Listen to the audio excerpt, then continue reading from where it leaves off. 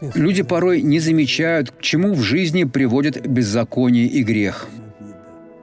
И человек думает, что Бог не видит, что Бог позволяет ему делать это. Не поступайте так, это ошибка. Но беззаконие ваше произвели разделение между вами и Богом вашим. И грехи ваши отвращают лицо Его от вас, чтобы не слышать. Какой смысл грешить? Поступать неправильно. Если лицо Бога будет отвращено, Он не услышит вас, Он не увидит вас, Он не сможет вам помочь. Друзья, Он нам прибежище и сила, скорый помощник в бедах. Когда вы нуждаетесь в Нем, можете воззвать, и Он придет вам на помощь, спасет вас.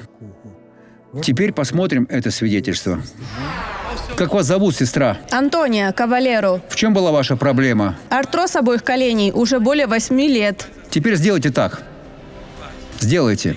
Нужно сделать то, о чем я говорил сегодня. Тому, кто не сделает, будет еще труднее. Сделайте так. Так. Теперь вы можете идти. Вы уже можете ходить. Идите, идите, идите. Идите, идите, идите. Идите. Не бойтесь, не бойтесь. Тверже шаг. Вот так. Идите. Вы не могли так ходить? Нет. Нет? Нет. Только с тростью. Что? Опираясь на трость. Опираясь на трость? Опираясь, да. Сейчас у вас нет трости. Не на что опираться. Я оставила ее. Завтра вы будете ходить еще лучше.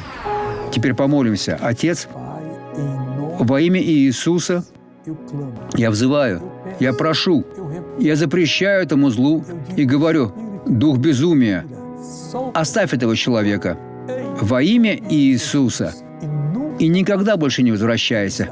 Он благословлен во имя Иисуса. Аминь.